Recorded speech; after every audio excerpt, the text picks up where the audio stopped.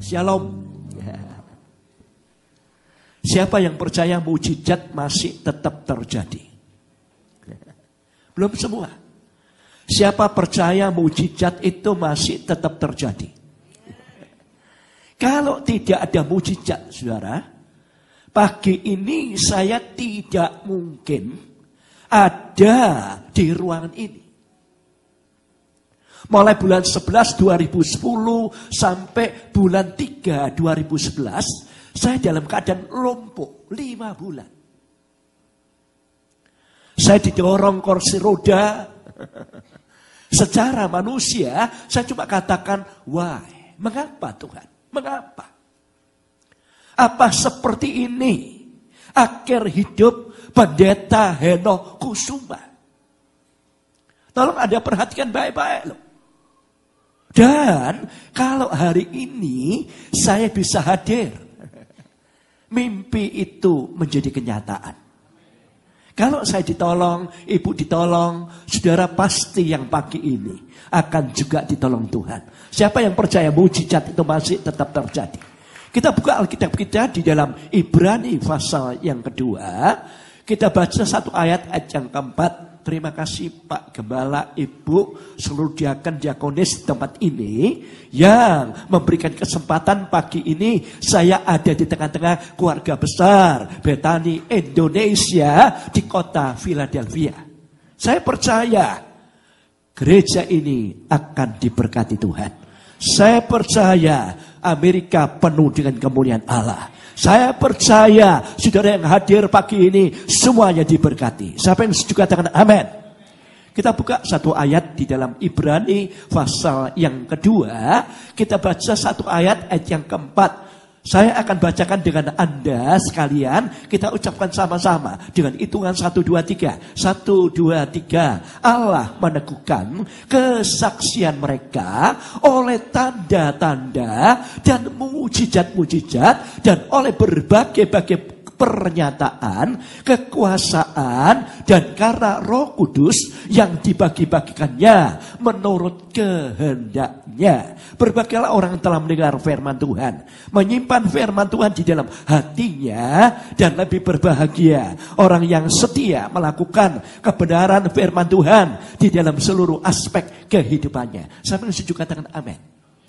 Siapa yang percaya? Sekali lagi berikan salam kepada sebelah saudara. Katakan saudara, mujizat itu masih tetap terjadi. Saya akan amali dengan satu hal yang terjadi 21 tahun yang lalu. Tolong Anda perhatikan baik-baik. Saya akan amali dengan kejadian yang 21 tahun yang lalu. Saya baru masuk Kabupaten Jombang 1 tahun. Gereja itu mulai berdiri 1 tahun. Saya diundang untuk menyampaikan doa puasa di Gereja Manyar.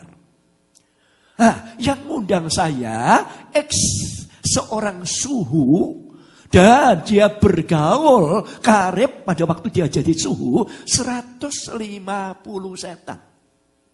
Wah, dan orang cukup, saudara, orang katakan cukup sakti.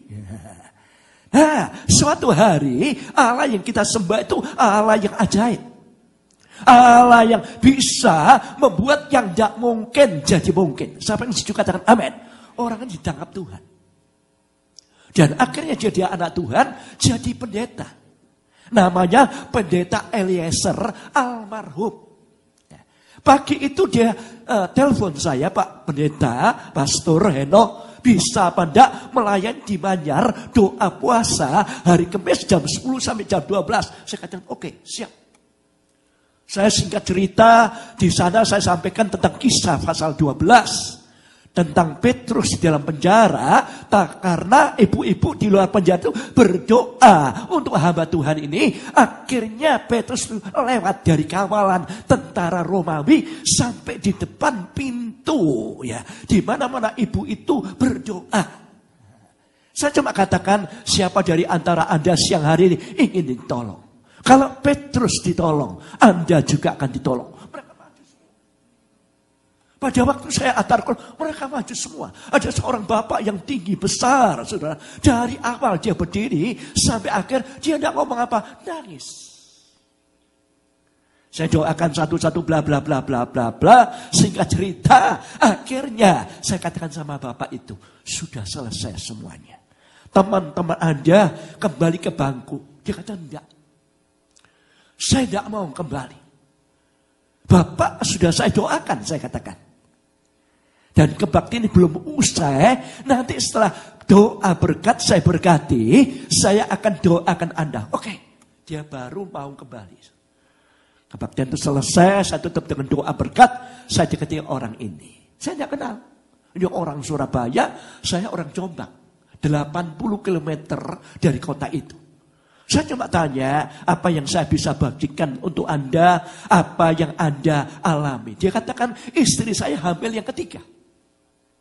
Dan tim medis katakan, melalui USG janin yang dikandung oleh istri saya, laki-laki. Wah, saya senang. Saya dengan istri sangat suka cita. Ini anak yang ketiga, Pak. Tetapi selanjutnya dokter itu katakan, kalau bayi itu lahir, tidak lama, cuma 1 hari umurnya. Dan tidak ada umbu-umbunya, infeksi di perutnya. Saya cuma katakan kepada dia, kalau Petrus ditolong, kamu juga akan ditolong. Dia katakan, yes. Saya doakan kembali, saya balik ke Jombang, dia balik ke rumahnya. Saya perhatikan baik-baik, 3 hari kemudian saya datang ke gereja yang sama, saya ketemu orang yang sama. Dia katakan, Bapak masih ingat saya. Siapa ya? 3 hari yang lalu Bapak doakan saya, istri saya sudah melahirkan, ini hari yang ketiga, mujizat itu sudah terjadi. Dia katakan umbu-umbunya tetap ada dan tidak ada infeksi. Nah, saya tanya, Bapak ini kesini untuk apa? Untuk dibaptis. Saya katakan, oke, saya tunggu Pak Kris da Costa baptis bla bla bla bla. Saya tunggu, selesai, saya kasih salam. Selamat lahir baru. Dia katakan, terima kasih. Sudah ya Pak ya, saya akan tinggal, saya ada urusan, dan saya akan pulang ke Jogja. Nanti dulu, dia katakan, nanti dulu. Bapak bisa melayani saya? Nggak bisa. Saya baru merintis di Jombang 1 tahun ini. Bapak saya akan dekatkan hamba-hamba Tuhan dari kota Surabaya. Dia katakan apa? Ya, saya tergerak Bapak yang doakan. Ada apa lagi? 8 hari lagi, baby yang sama ini akan dioperasi. Ada tumor di lehernya. Dia katakan, oke. Kapan? Tanggal nanti 8 hari lagi. Jadi ya tanggal 11. Dia katakan, oke. Di mana? Rumah Sakit Darmo jam 8 pagi. Oke, Bapak tidak usah repot. Saya akan datang ke tempat itu untuk saya doakan. Ya, saya katakan, sudah Bapak tidak usah repot. Saya akan datang dengan istri sendiri jam 8. Sudah perhatikan baik-baik. Tolong foto yang pertama ditayangkan. Saudara bisa bayangkan. Tolong bisa dimatikan lampu di depan ini supaya bisa jelas. Terima kasih atas kesediaan Anda. Ini tumornya, saudara. Saudara, kalau Anda sebagai seorang ayah atau ibu punya anak yang punya tumor sekian, bagaimana? Ini kepalanya, ini matanya, ini hidungnya, ini mulutnya. Saudara bisa bayangkan. Coba kita lihat foto yang kedua, posisi yang berbeda. Ini bukan buah nangka, saudara. Tapi ini tumor. Jadi melalui USG yang dilihat itu bukan umbu-umbunya, tetapi tumornya. Saudara lihat, perhatikan baik-baik. Nah, ini pergumulan. Saya datang jam 8 di Rumah Sakit Darmo itu, seluruh keluarganya sudah hadir, non-Kristen. Ngomongnya negatif thinking, jelek. Percuma kamu ngundang pendeta jauh-jauh dari Jombang. Capek dia, repot dia ke sini dan lain sebagainya. Lihat anakmu pasti mati. Nah, kata-kata yang tidak menghibur. Kata-kata yang meruntuhkan. Saya katakan, tenang Pak, tenang. Kalau Petrus ditolong, Bapak juga ditolong. Dia katakan, yes. Saya doakan baby ini masuk ke kamar operasi. Wah, mereka nunggu, saya juga nunggu. Jam pertama tidak keluar, jam kedua tidak keluar, jam ketiga tidak keluar, jam keempat tidak keluar, jam kelima tidak keluar. 5 jam kami nunggu. Loh, anak ini kemana? Dengan 3 dokter itu, masa shopping? Nggak mungkin. Baru hitungan yang ke-6, kamar operasi dibuka, ya lampu merah dimatikan jadi lampu hijau. Anak ini keluar. Dimulai dengan 3 dokter sambil geleng-geleng. Salah satu dikatakan, salah dokter katakan miracle. Dia katakan, saya tidak pernah operasi baby umur 11 hari kuat 6 jam. Baru kali ini. Maaf, kalau sekarang namanya malpraktek. Kepotong gerahamnya.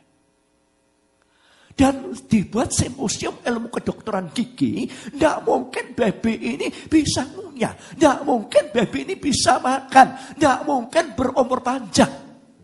Coba kita lihat. Nah, dokter katakan, tolong bapak ibu, ya ayah dan ibu anak ini ke kantor rumah sakit dan jangan lupa beli toples untuk tumornya.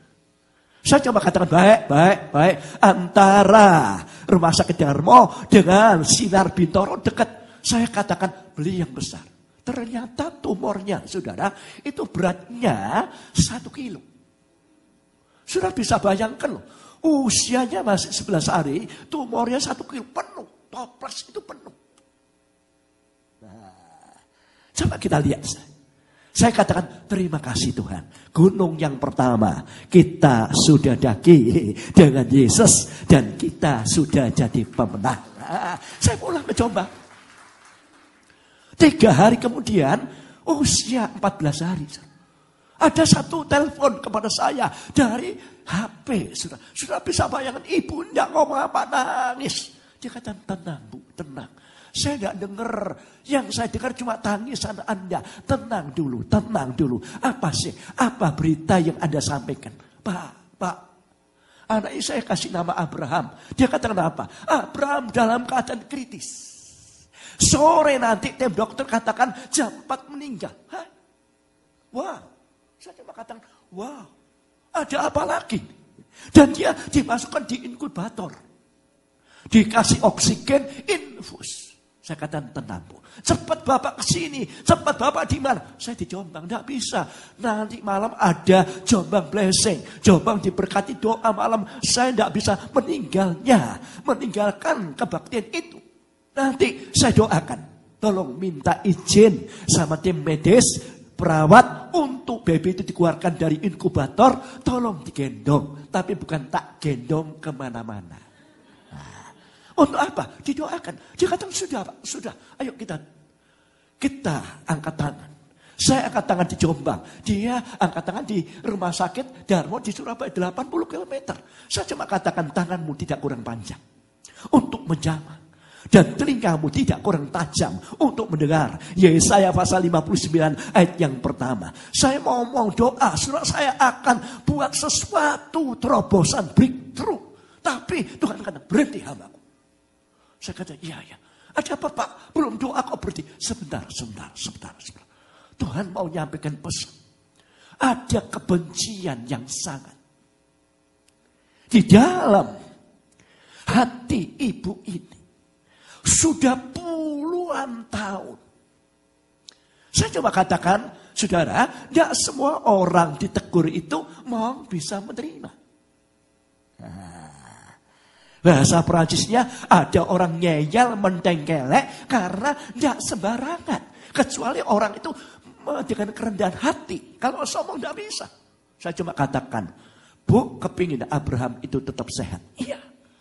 Kepingin Abraham itu lihat mujizat Tuhan. Iya. Kepingin Abraham itu jadi kesaksian. Iya. Apakah ada kebencian yang cukup dalam di hati ibu? Betul. 10 tahun. Terhadap saudara tiriku di Pulau Lombok. Coba kita buka Mazmur 107. Kita baca ayat yang ke-17 sampai ayat yang ke-22. Sebelum kita nikmati makan sehidangan dengan Yesus melalui sakramen yang akan Anda nikmati pagi ini.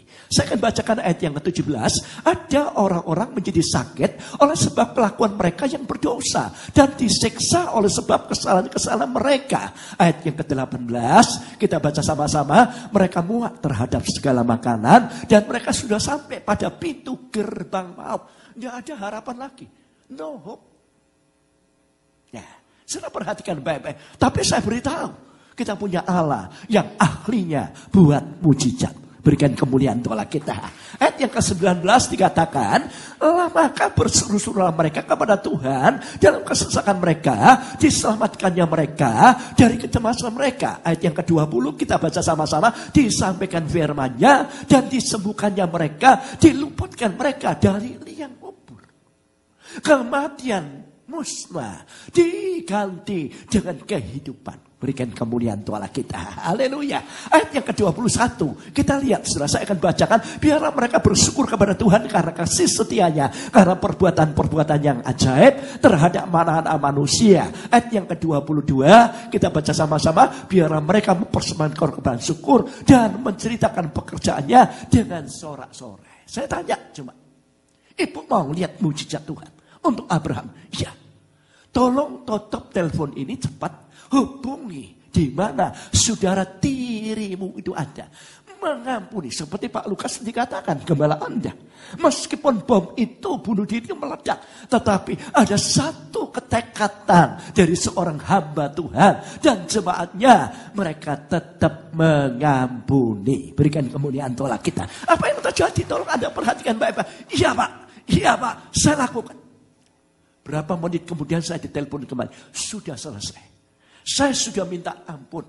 Saya sudah ngampuni. Saya sudah minta maaf. Saya sudah memaafkan. Saya katakan puji Tuhan. Hal itu Anda sudah bayar dengan harga. Gengsinya, harga dirinya disalib. Saya katakan puji Tuhan. Ayo sekarang kedangkan tangan. Abraham masih digendong baby itu. Saya cuma katakan, Tuhan, roh yang ada di dalam aku, itu yang membuai kandungan Maria. Roh yang ada di dalam aku, itu yang membangkitkan Yesus dari kematian. Roh yang ada di dalam aku importasikan kepada anak Abraham di Surabaya. Roh kehidupan terjadi, roh kebangkitan terjadi, mujizat Allah terjadi. Sudah, amin. Biru itu hilang. Dokter katakan, loh mana birunya? Kami cuma prayer, doa. Sekarang kita lihat, 21 year. 21 tahun kemudian. Coba kita lihat foto yang ketiga. Ini loh, anak itu sudah jadi seorang jejaka. Dia adalah mahasiswa Boston, Amerika. Semester 4. Cakep. Padahal itu seperti ini loh. Sekarang ganteng.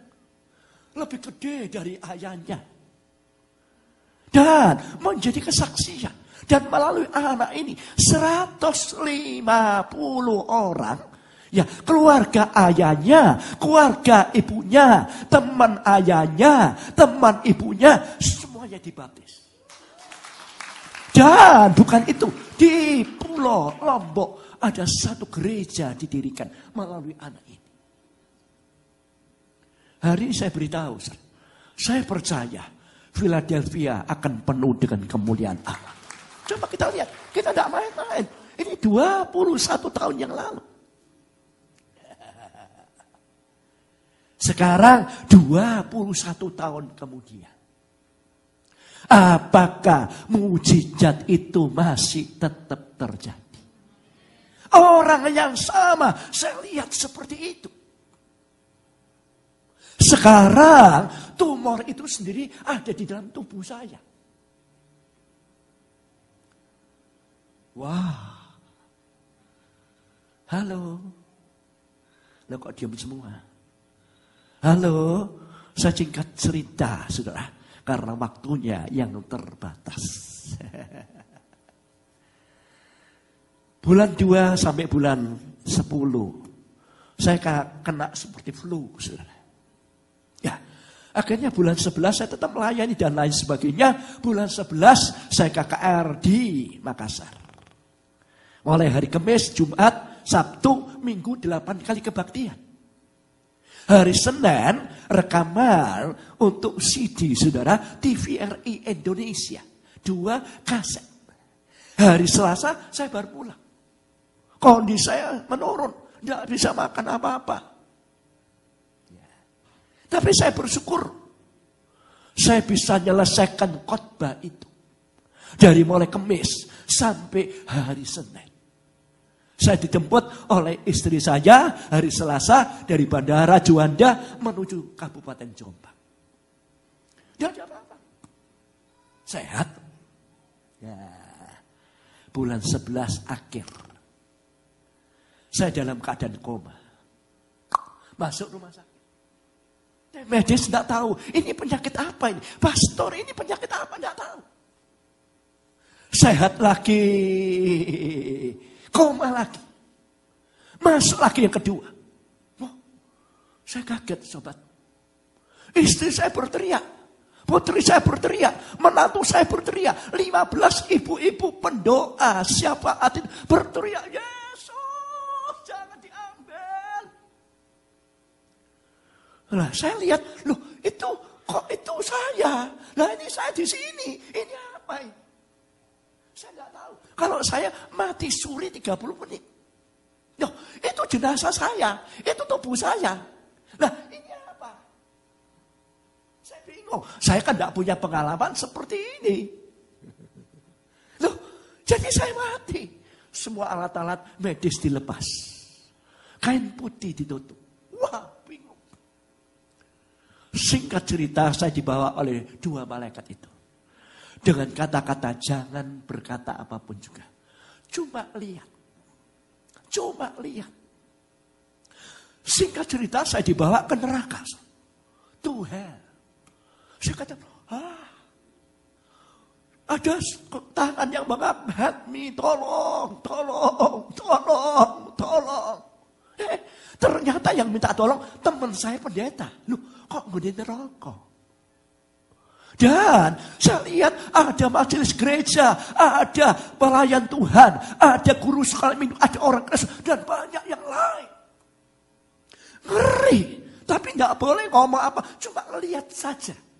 Dalam hati saya katakan, aku tidak mau di sini. Tidak ada manusia yang mau di situ. Api. Siksaan yang kekal tanpa batas waktu. Saya lihat dekat itu ada seorang ibu, saudara, maaf loh, itu lidahnya ditarik sampai putus. Lihat apa ini?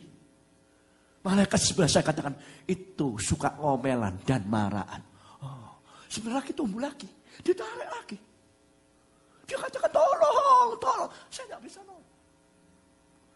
Singkat cerita, saya dibawa ke surga. Wah, semuanya itu indah. Pakai pakaian putih semacam merah.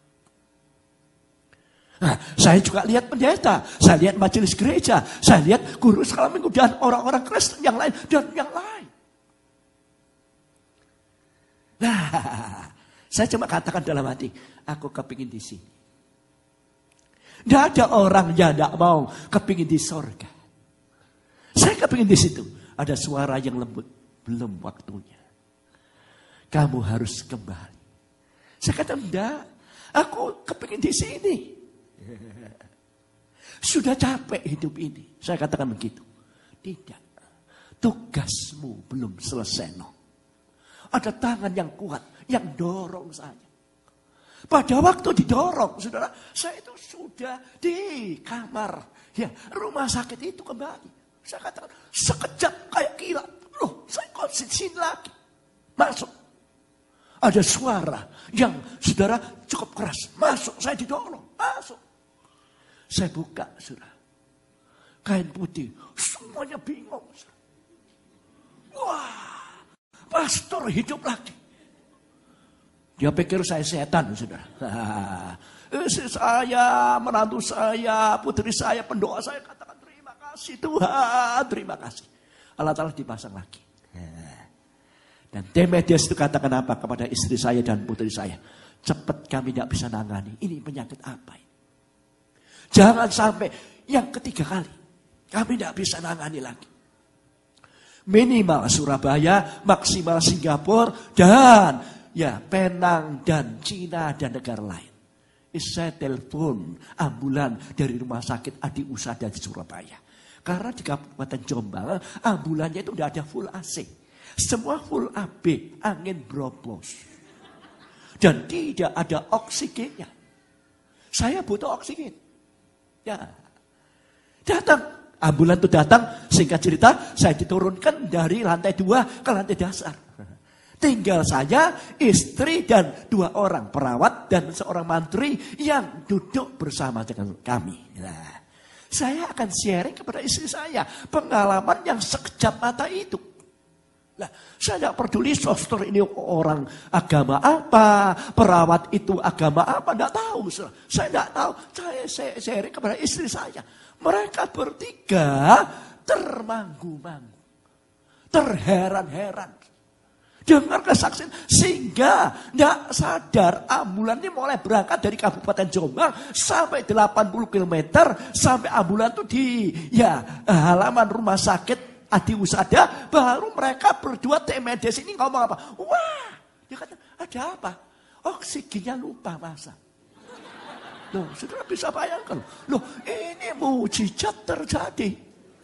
Nah, padahal saya membutuhkan 80 km. Bukan 8 meter, bukan 80 meter. 80 kilometer. Ya, saya diterima oleh Demetrius, seorang prof. Katakan, pastor kekurangan kalium natrium. Kekurangan garam. Saya langsung masuk rumah sakit. Gantian terus. Masuk rumah sakit Adi Usada itu sampai 5 kali. Keluar masuk. Kapsulnya habis. Saya drop lagi, koma lagi. Masuk lagi. Itu berjalan sampai bulan 12. Semua Natal, saya tidak ikut Natal. Saya bisa bayangkan, saya cuma nangis. Kenapa ini Tuhan? Kenapa? Nah ini. Singkat cerita, sampai bulan 1. Ya. Anak saya Samuel Kusuma yang pernah khotbah di sini, saudara, dia telepon ibunya, Mama, tolong Mama pelan-pelan ngomong sama Papa. Tidak bisa papanya diteruskan gini. Dan Samuel, Foni dan Kevin, cucu Mama, tidak kepingin Papa itu seperti ini terus. Ini membahayakan, pasti ada kebocoran. Kalau kapsul dan obat itu habis, Papa drop lagi. Lihat, sampai jadi member rumah sakit. Karena masuk keluar rumah sakit. Nah, singkat cerita, akhirnya apa saudara? Tolong Anda perhatikan baik-baik. Ya saya katakan, ya sudah, oke. Kita ke Singapura, oke. Dan kebetulan sama katakan melalui internet, saya sudah hubungi seorang prof ahli garam di Singapura, rumah sakit Noah, bukan Moon Elizabeth yang terbaru. Saya katakan oke. Sampai di sana bla bla bla bla bla, saya diperiksa. Saya cuma pakai kursi roda. Ini pakai apa sudah? Saya tidak tahu. Telinga saya ini buntu semua. Saya tuli. Jadi pakai alat mendengar. Sudah pakai kursi roda, pakai alat mendengar. Tubuh saya susut 20 kilo. Dari ukuran celana 36 tinggal 31. Saya didorong. Masuk ke ruangan itu. Diperiksa. Dia kata apa ini? Penyakit apa? Kami tidak tahu. Apa kebocoran natrium kalium ini? Dokter jantung dipanggil konsultasi sebentar. Dia kata, tidak ada apa-apa, masalah tentang jantung. Pada waktu masuk ruangan THT. Padahal di Surabaya itu sudah dipimpong. Ini katakan sinusitis harus diangeti. Tidak ada artinya. Dikasih obat-obatnya habis. Tidak ada artinya. Masuk THT. Saya cuma katakan, loh kok kesini lagi? Pada waktu dia lihat itu dia menjerit setelah profesor. Wow, pastor, ada apa ini? Ya, ternyata tumornya itu 10 cm dari hidung sampai tenggorokan. Lebarnya 5 cm. Dan tebelnya itu 4 cm. Dia katakan, tolong buka mulut Anda. Saya difotoi. Kayak artis. Tapi bukan wajahnya, tapi mulutnya dong. Nah, terus dia katakan begini, saya akan biopsi Anda. Ini pasti kanker ganas. Besarnya sekian. Ini tidak pernah aku lihat. Dia katakan, selama aku jadi prof, tidak pernah lihat besarnya sekian. Di hidung sampai tenggorokan. Baru Anda, pastor. Saya kata, hah? Baru saja? Iya. Maka saya foto Anda. Saya akan biopsi. Itu kalau darah itu muncul, saya akan lobangi leher. Saya tanya, untuk apa? Untuk 3. Yang pertama, tidak boleh makan dari mulut lagi. Harus dispet melalui tenggorokan ini, selang itu. Yang kedua, untuk bernafas. Jadi hidung Anda sudah tertutup dengan tumor. Tidak bisa. Ini ajaib. Anda itu manusia apa? Loh, manusia sungguhan, bukan Pinocchio. Tidak ada lubang hidungnya. Kok bisa bernafas? Itu sudah tumor semua. Telinga Anda sudah tumor semua. Dan leher Anda sudah tumor semua. Anda bisa bayangkan. Tidak ada rongga mulutnya lagi. Sudah tertutup seperti tembok tumor itu. Apa yang terjadi? Dia cuma katakan, saya akan biopsi. Kalau darah itu keluar, saya akan lubang. Yang ketiga, untuk ngomong. Saya cuma tanya, ngomongnya apa? Apa saya harus pakai loudspeaker di sini? Betul. Suara saya berubah. Saya katakan, Tuhan, saya tanya, berapa lama? Alat-alat ini bisa dilepas 1 bulan? Tidak tahu. 1 tahun? Tidak tahu. Sampai kapan? Tidak tahu. Saya cuma katakan, boleh saya minta izin sebentar ke restroom. Silakan. Ya dia katakan, pastor, saya didorong sama istri saya, sobat. Saya cuma tanya sama dia, apakah engkau tetap cinta sama aku? Dia katakan, aku tetap cinta kepadamu. Sini sayang sebentar sayang. Seperti ini. Ini yang menguatkan saya. Dan ini saya buat saya tetap hidup. Terima kasih. Dan apa yang terjadi, saudara? Tolong Anda perhatikan baik-baik. Tolong dorong kursi roda ini ditinggi. Saya mau doa sebentar. Saya ingat Raja Hizkia yang diponis oleh Yesaya bin Amos, tidak ada harapan lagi. Ya. Singkat cerita, saudara, perhatikan baik-baik. Saya cuma tanya, ada apa tuh? Kenapa seperti ini? Inilah. Coba kita lihat bagian yang kedua, saya akan tutup karena waktunya. Kita akan masuk dalam perjamuan suci. Nanti ya sesi yang kedua saya akan teruskan lebih seru lagi. Coba kita buka Alkitab kita di dalam Yesaya pasal 37 ayat yang ke-28. Aku tahu jika engkau bangun atau duduk, jika keluar atau masuk, atau jika engkau ngamuk terhadap aku. Ayat yang ke-29 kita baca sama-sama. 1, 2, 3. Oleh karena engkau telah ngamuk terhadap aku, dan kata-kata keangkuhanmu telah naik sampai ke telingaku, maka aku akan menaruh apa sudah? Kelikirku. Dikasih tumor. Orang yang suka ngamuk kepada Tuhan itu dikasih tumor. Dan pada hidungmu dan kekangku pada bibirmu. Kok persis sampai di sini? Dan aku akan memulangkan engkau melalui jalan. Dari mana engkau datang? Saya dilihatkan. Bukan heaven, tapi hell. Dari situ kamu datang. Aku sekarang oleh kasih karunia grace anugerah, aku pindahkan kamu menuju surga. Aku akan kembalikan kamu. Saya cuma nangis. Di kursi roda saya nangis. Help me Lord. Ya, tolong aku Tuhan. Ampun. Amin. Amin. Ini saya sharing kepada Anda. Jangan ada suka ngomel dan marah. Tapi saya masih protes. Kapan saya marah sama engkau? Bulan 10. Masih ingat pagi-pagi. Kamu di kamar dengan istrimu. Tidak ada orang tahu, tidak ada jemaat tahu. Cuma Tuhan tahu. Ingat, saya marah dengan istri saya. Dan kata-kata keangkuhan naik. Sekarang sudah tidak pelayanan, tidak gereja-gerejaan, percuma. Itu kata-kata yang menghukum saya, sobat. Hari ini saya ngerti, saya bagikan kepada Anda. Supaya jangan ada satu orang keluar di tempat ini tetap melakukan hal yang sama. Saya perhatikan baik-baik. Saya cuma katakan terima kasih Tuhan. Terima kasih Tuhan. Atas ayat ini mengingatkan aku dan ampuni aku. Aku mau bertobat. Ya. Saya perhatikan baik-baik. Ada suara yang halus. Pulang hamaku. Cepat pulang. Jangan dibiopsi di lubang. Ke Indonesia. Nah, inilah. Ada gigi yang infeksi di dalam tubuhmu. Itu yang harus dicabut. Penyebabnya di situ. Maaf, saudara. Saya ini paling takut kalau lihat dokter bawa suntik untuk gusi saya. Saya ini paling alergi. Takut saya. Jadi kalau gigi saya sakit, maaf. Kalau lubang, saya cari minyak cengkeh. Saya taruh ke atas. Supaya apa? Lapuk. Pikir saya dengan gitu, selesai. Tidak ada apa-apa.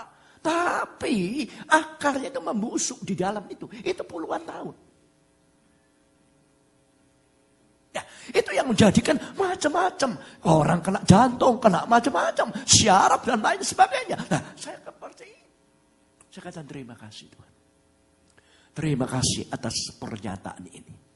Saya cuma katakan yang aku tidak sejahtera. Ayo kita pulang. Ayo kita pulang.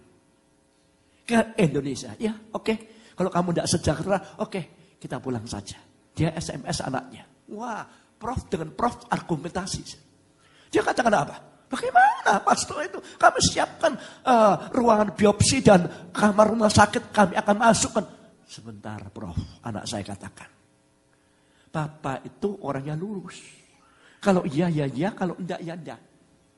Jadi biarkan kami bawa dia pulang dulu. Sampai di Indonesia, saya akan rayu lagi.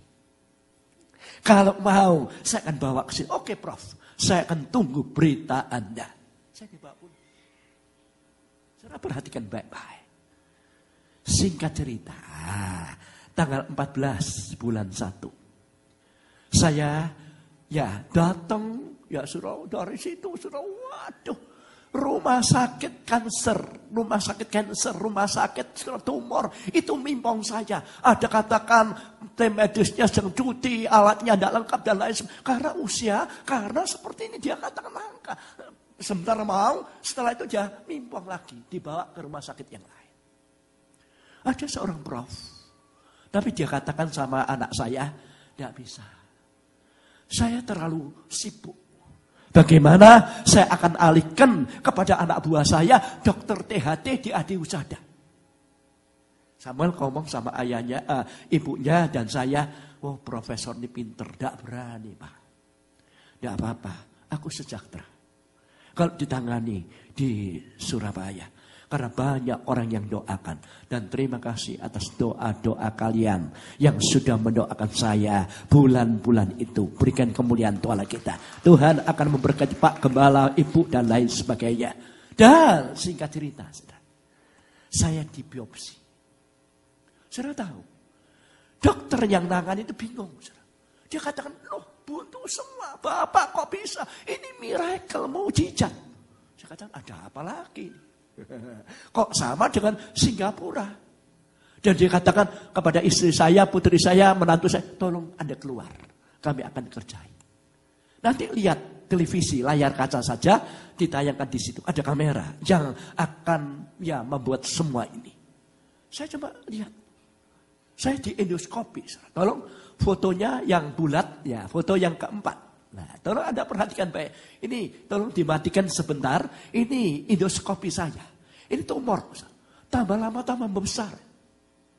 Akhirnya hidung saya tertutup.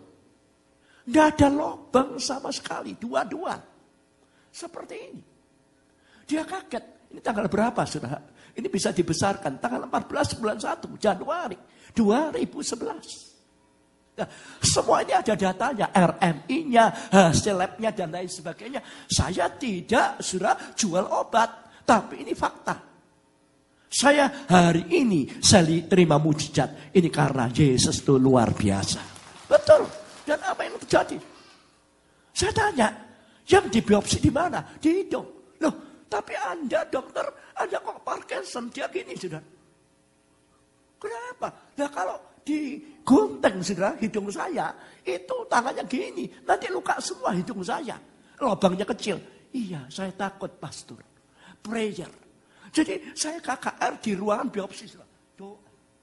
Haleluya. Sama susternya kita doa. Tuhan berikan ketenangan. Dia ambil 4 bagian.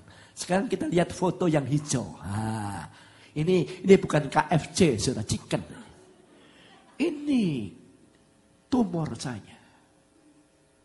Ini loh saudara, tanggal berapa? 28 bulan 1. Itu terus dimasukkan ke lab.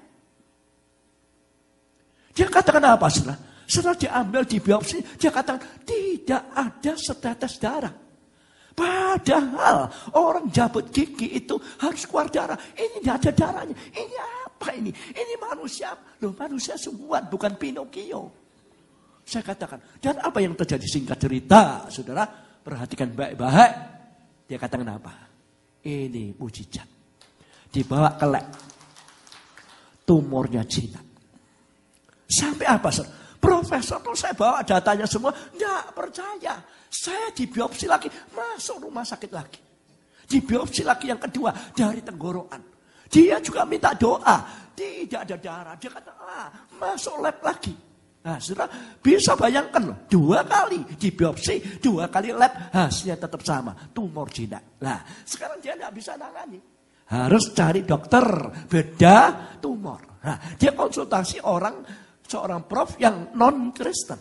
Saya dibawa ke sana, saya bawa datanya semua. Dia kata, ini palsu semua. Loh, ini buat apa ini? Ini tidak mungkin. Sekarang saya akan buktikan betul apa enggak. Tolong, pastor duduk di sini.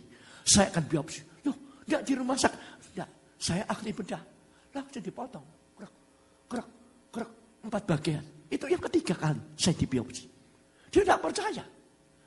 Nah, nunggu itu dia tulis resep untuk berhentikan obat, berhentikan darah dan vitamin. Ini asistennya yang mendekati saya. Dia katakan, dia katakan, niki nopo prof? Boten enten getene babar pisan. Dia kata, prof, tidak ada satu darah yang menetes. Ini apa ini? Ini apa? Dia kata, dia ambil tisu. Dia ambilkan, tidak ada satu darah. Dia katakan, pastor, obat yang pertama tidak usah dibeli. Yang kedua vitamin saja. Kamu harus di kemo. Dimasukkan lab yang ketiga, tetap jinak. Berikan kemuliaan tolak kita. Coba kita lihat hasil RMI-nya. Terus, ini loh sudah. Ini loh. 97, sebentar, dibalikkan lagi. 97,5 mm, 10 cm. Tebelnya 4 cm. Terus, ini enggak main-main. Saudara, lebarnya 5 cm. Ini enggak main. Ini tumor semua.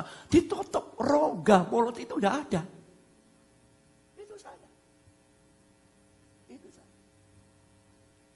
Tapi saya beritahu, hari ini belum di kemo, mujizat sudah terjadi. Ini sudah terjadi. Saya ngomong sama istri, tolong, ambil senter, lihat tenggorokan saya ada apa, kok enak ini. Mujizat sayang, dia katakan. Profesor datang, mujizat apa mujizat itu? Karena dia bukan orang Kristen. Sudah tahu, dibuka mulut saya. Dia bingung. Tulis surat pengantar ke USG. Bagiannya tumor itu turun ke bawah. Di USG profesor bingung. Sudah nyari jantung saya, nyari paru-paru saya, organ tubuh yang lain. Dia katakan, buat apa pastor ke sini? Semuanya sehat. Tidak ada kanker, tidak ada tumor. Sehat semua, kembali saja. Tapi kena 850.000 sudah. Karena 3 dimensi. Wow. Diundur 3 hari. Nah, saya di kemo sekali. Harus rencana 6 kali. Sekali kemo 10 juta. Jadi 60 juta. Plus radiasi dibuatkan topeng. Radiasi 30 seri. 1 seri 4 juta. 120 juta. Plus 60 juta. 180 juta. Tidak jadi semuanya. Ini dokternya yang radiasi ini kecungkuak untuk sekolah. Berapa ilmu? Karena dia katakan giginya kok gini. Harus dicabuti semua. Harus ditembak semua. Saya ke dokter gigi. Sudah tahu apa yang terjadi. Dia kaget. Tumor itu hilang sama sekali. Tidak ada bekasnya. Diambil 4. Nah, sampai di Los Angeles saya dicabut lagi atas 6, bawah 2. Habis semua. Gigi yang membusuk itu habis semua. Dan yang bagian kiri bawah itu ada calon kistanya. Itu kalau diambil, dia katakan dokter gigi, 3 bulan lagi jadi kanker ganas. Ini persis tepat waktunya. Jadi hari ini saya beritahu, aneh, sekali lagi aneh. Sampai anak saya SMS melalui BB dengan ibunya katakan, wah papa keren, ya jabut gigi saja di Los Angeles. Berapa bayarnya itu? Istri saya katakan, puji Tuhan nak, semuanya gratis. Tidak banyak. Padahal saya bukan, ya saudara penduduk sini, saya tidak punya citizen, tidak punya green card, tidak punya asuransi. Tapi Tuhan itu ajaib. Tuhan itu bisa jadikan yang tidak mungkin jadi mungkin. Jadi kalau hari ini saya ditolong Tuhan, saudara juga akan ditolong Tuhan. Kita tunduk kepala sebentar. Waktu saya sudah habis.